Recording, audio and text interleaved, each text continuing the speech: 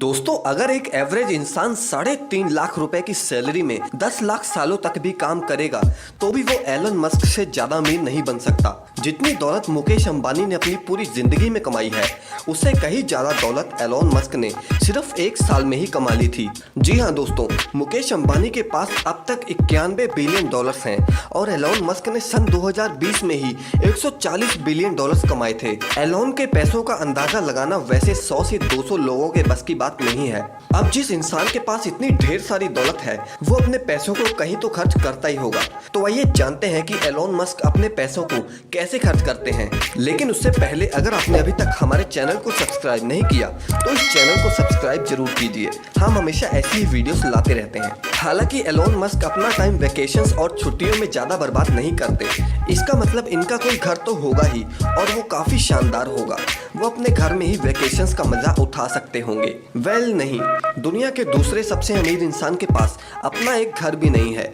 Elon Musk अपनी खुद की कंपनी चलाने से पहले रियल एस्टेट का बिजनेस करते थे और उनके पास काफी शानदार प्रॉपर्टीज भी थी। लेकिन सन 2020 में उन्होंने ट्वीट करके बताया कि अब वो अपनी सारी फिजिकल प्रॉपर्टीज को बेच देंगे और अपने पास कोई भी घर नहीं रखेंगे। मतलब घर लेना हर इंसान का सपना होता है और उस घर पर लोग अपनी पूरी जिंदगी की कमाई खर्च कर देते हैं। लेकिन ये एक ऐसे अमीर हैं जिन्हें कोई घर खरीदने का शौक ही नहीं है। दरअसल कोरोना वायरस के बाद बने स्टे एट होम रूल को एलन मस्क ज्यादा पसंद नहीं कर रहे थे और उनका कहना था कि ये लोगों को जबरदस्ती उनके घरों में कैद किए जाने जैसा है।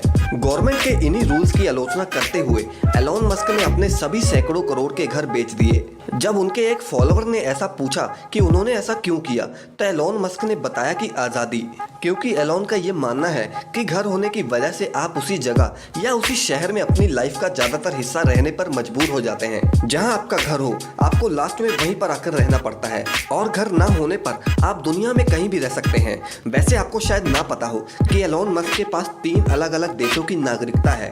एलन मस्क का जन्म साउथ अफ्रीका में हुआ था, इसलिए इनके पास साउथ अफ्रीका का सिटीजनशिप है। इनकी माँ कैनेडियन थी, इसलिए इनके पास कनाडा का सिटीजनशिप भी है और ये फिलहाल काफी सालों से अमेरिका में रह रहे हैं और इसलिए इनके पास अमेरिका की सिटीजनशिप भी है। मतलब ये कि ये 3 देशों में अपनी मर्जी से रह सकते हैं। वैसे ये तो आपको पता ही होगा कि कोई भी इंसान किसी एक देश की नागरिकता ही ले सकता है, लेकिन ये तीनों देश एलन मस्क को अपने देश का नागरिक बनाना चाहते हैं, इसलिए उन्होंने अभी तक उनकी सिटीजनशिप को कैंसिल नहीं किया। लेकिन आइए आपको बताते हैं कि जो घर इन्होंने लॉकडाउन में बेचे थे वो भी कुछ कम नहीं थे। उन घरों की कीमत भी करोड़ों में थी। उनके पास एक घर था जिसे उन्होंने सन 2012 में bill air neighbourhood Los Angeles में खरीदा था। इस विला की कीमत लगभग 120 करोड़ रुपए थी। इस घर में 8 बेडरूम्स, 9 बाथरूम्स के साथ साथ 2 मंजिला लाइब्रेरी भी है और इसी के साथ साथ इसमें theatre, tennis court, swimming pool के साथ साथ 5 कार के गैराजेस भी हैं। इसी घर के पास में एलन मस्क ने 2 और घर खरीदे थे, जिनमें से एक की कीमत है करीब 50 करोड़ रुपए और इस घर का इस्तेमाल वो अपने बच्चों के प्राइवेट स्कूल के रूप में कर रहे थे। इसके कुछ सालों बाद एलन मस्क ने लगभग 140 करोड़ रुपए का एक और घर खरीदा और सन 2016 में 175 करोड़ रुपए का एक और घर खरीदा और ये सभी घर एक दूसरे के करीबी थे। इनकी नेटवर्थ साल 2021 में 190 बिलियन डॉलर्स है, जो कि दुनिया के सबसे अमीर इंसान जेफ बेजोस से सिर्फ 1 बिलियन डॉलर्स ही कम है। एलन मस्क अपना पैसा ज्यादातर मटेरियलिस्टिक चीजों पर खर्च नहीं करते, लेकिन एक चीज है जो वाकई में उनकी रईसियत को दिखाती है और वो है उनका कारों का शौक। एलन को ना सिर्फ लेटेस्ट मॉडल्स की कार पसंद है, बल्कि उन्हें विंटेज गाड़ियां भी लुभाती हैं। इनकी कार कलेक्शंस में शामिल है 90s की फोर्ड मॉडल टी, जो अपने दौर में बहुत ही इन्फ्लुएंशियल कार थी। आज के टाइम में इस कार की कीमत लगभग 14 लाख रुपए है। इसके अलावा 1967 में बनी ई टाइप जैगुआर रोडस्टर कार उनकी पसंदीदा कार है, जिसकी कीमत 3 से 5 करोड़ रुपए है। एलन वैसे बचपन से ही इस कार को खरीदना चाहते थे और उन्होंने अपनी पहली कमाई में ही इस शौक को पूरा कर लिया। इसके अलावा इनके पास कुछ एवरीडे कार्स भी हुआ करती थी, जिनमें BMW M5 sports car, Audi Q7 और Porsche 911 जैसी सुपर कार्स भी शामिल हैं। मगर साल 2013 में एक ऑक्शन के दौरान एलन ने 1976 मॉडल की लोटस स्पिरिट सबमरीन कार को 6.5 करोड़ में खरीदा। एलन का कहना है कि उन्होंने इस कार को खरीदने के बाद सभी कार्स को बेच दिया और अभी उनके पास सिर्फ फोर्ड मॉडल टी, और जैगुआर को छोड़कर कोई भी पेट्रोल से चलने वाली कार नहीं है। एलोन सबसे ज्यादा अपनी खुद की कार टेस्ला को ही ड्राइव करना पसंद करते हैं। उनके पास टेस्ला की एक यूनिक साइबर ट्रक भी है। इसके अलावा एलोन के पास अगर कुछ सबसे महंगी चीज है तो वो है उनके प्राइवेट जेट्स।